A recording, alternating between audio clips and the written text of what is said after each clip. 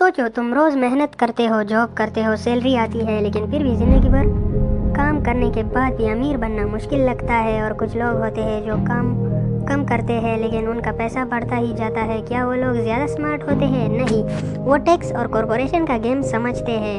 आज के चैप्टर में हम बात करेंगे टैक्सेस का हिस्ट्री और कॉरपोरेशन की पावर के बारे में। History of taxes.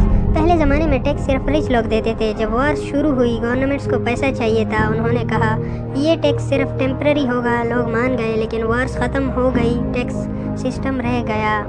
आज का सिस्टम ऐसा है, जॉब करने वाला पहले टैक्स देता है, फिर जो बचा पैसा होता है उससे गुजारा करता है। इसी वजह से मिडिल क्लास सबसे ज़्यादा टैक्स देते हैं।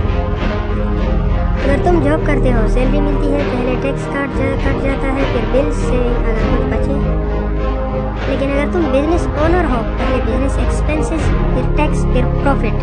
यही छोटा सा डिफरेंस बड़ी फाइनेंशियल गैप क्रिएट करता है। Power of corporations.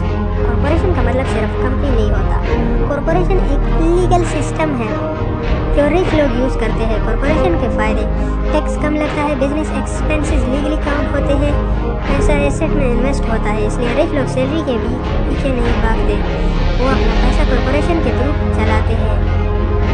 Real life examples: दो लोग, सोचो, पर्सन ए जॉब करता है, सैलरी लेता है, 30 to 40% टैक्स देता है, सेविंग मुश्किल। Person B small business start करता है, कॉरपोरेशन बनाता है, एक्सपेंसेस शो करता है, एसेट खरीदता है। 5 साल बाद पर्सन ए अभी भी जॉब में फंसा हुआ, पर्सन बी के पास एसेट्स और कैश फ्लो। फर्क फाइनेंशियल नॉलेज का है। मिडिल क्लास टैक्स देता है, रिच लोग टैक्स प्लान करते हैं।